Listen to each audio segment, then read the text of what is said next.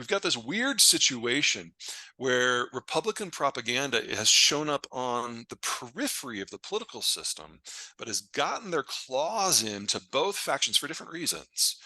And are playing against the middle. You do that in a time of political transformation, and it makes it very, very difficult to have any foreign policy that requires Congress whatsoever. And since Congress controls the power of the purse, that's kind of relevant. So it's weird that we've got these centrist factions with the president who understand what's at play and understand broadly what needs to be done, and seeing that degree of consensus in Washington, especially now, is kind of amazing. But there are enough people on both sides that have just given themselves away to a foreign government that just makes shit up, is as concerning as the first thing is somewhat inspiring. Uh, for us in the United States, despite our internal difficulties, I wonder, what do you see that could unite us in geopolitical strategy, or what is a strategy worth pursuing? Well, okay, look at it this way. Pre-World War II, we had a foreign policy that was a little bit like what we have today, with significant shifts between the two parties based on who would win. Uh, I'm oversimplifying here, but as a rule, it was all about our relationship with our former colonial master, the Brits. It's like, are we hostile to them? Are we willing to talk to them? Are we isolationist? Are we interventionist? That was kind of the swing.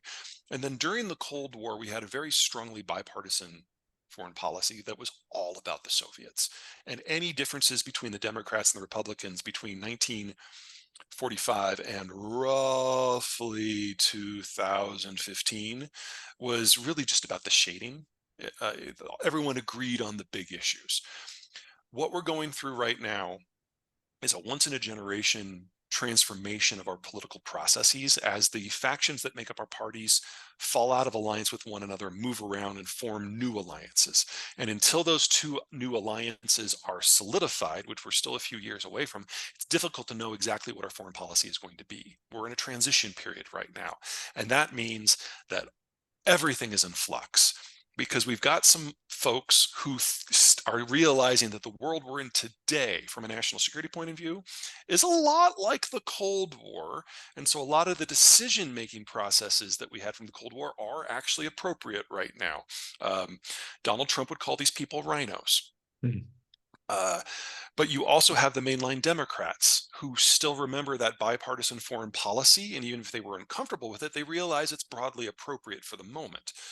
On the other side, the more activist side, you've got the Trumpian Republicans who have been completely overwhelmed with propaganda from the Republican Party in a way that the left-wing Democrats used to guzzle it like it was the jizz of the gods. And so we've got this weird situation where Republican propaganda has shown up on the periphery of the political system, but has gotten their claws into both factions for different reasons, and are playing against the middle. You do that in a time of political transformation, and it makes it very, very difficult to have any foreign policy that requires Congress whatsoever. And since Congress controls the power of the purse, that's kind of relevant. So it's weird that we've got these centrist factions with the president who understand what's at play and understand broadly what needs to be done, and seeing that degree of consensus in Washington, especially now, is kind of amazing. But there are enough people on both sides that have just given themselves away to a foreign government that just makes shit up, uh, is as concerning as the first thing is somewhat inspiring. And so it's just a mess.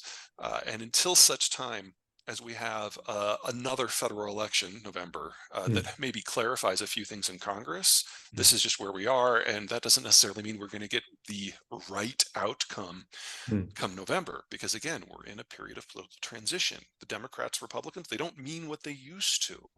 And we didn't know that this is where we were going to be with this Congress until it was elected.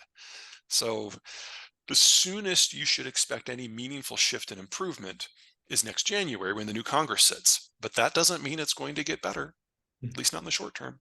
Okay. Well, Peter That's just when Zeihan, it'll change. yeah, thank you so much for doing the work to help us all understand these things, communicating it in a way that is both informative and entertaining. Thanks for watching that clip from my most recent interview with Peter Zeihan. To see the full episode, check out the box on the screen or the link in the description.